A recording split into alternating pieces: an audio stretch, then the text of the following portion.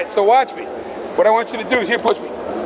Boom, I have that shirt. Who's your instructor? Rick Press. Oh, okay, I was gonna say I have one of these. There you go. Hey, Rick. All right, good. Here's what the problem is. What you're doing when you guys push each other back and forth, push each other for me. That's not bad. See what's happening? See this head come forward? That's called an autonomic response. That's pretty good.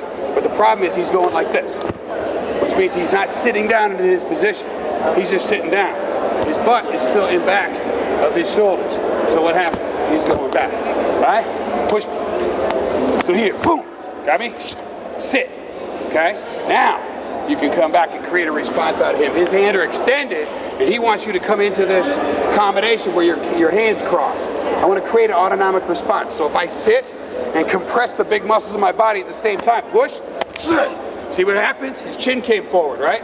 So it doesn't matter what my attributes are, whether it's an uppercut, whether it's an X block like Sensei or Dr. Marshall's showing you, it doesn't make a difference. The thing is you want that intensity in your position. It's like sneezing. You sneeze, all the big muscles of your body compress, boom, and then you respond. You got me? Do it like that. So because you guys are letting each other kind of push each other around like rag dolls. Give that to the group. Sir? Just this. I don't know. This guy's talking to me. I can't hear a thing. Yep. All right, work time. Give that to the group. You just did. What you're talking about. You do? I'll do it next. Yeah. Yeah. Go ahead and get into that before I get into the finesse part. I promise I will. Okay. It's good. Your essence is real good, like you're not concerned.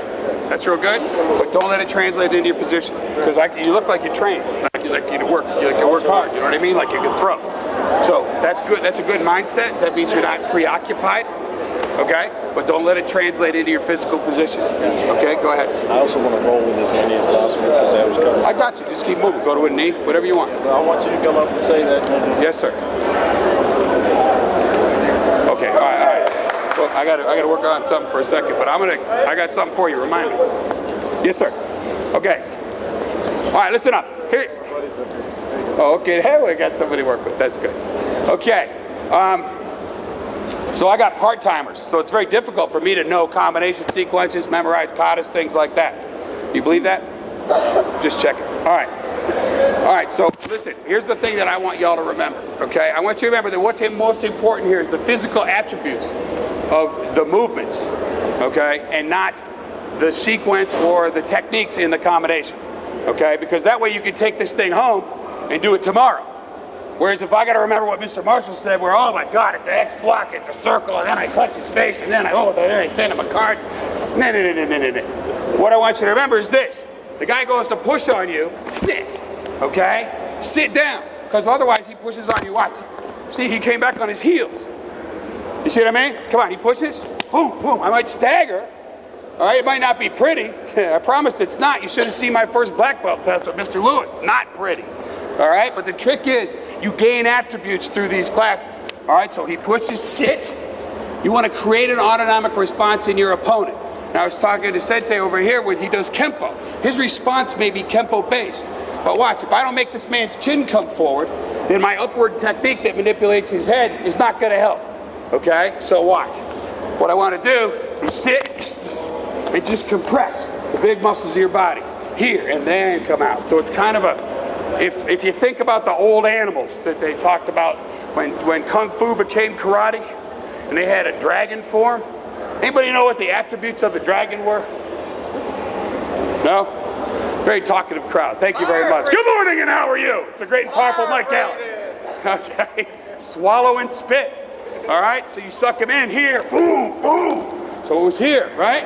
I turn around, I bring him in, and then I come back out. I'm attacking that jugular nuts right here. He's not happy. There's no fancy junk going on with his head, none of that, just basic, finish it up and move to the next guy. All right? That's me, because I can't remember stuff.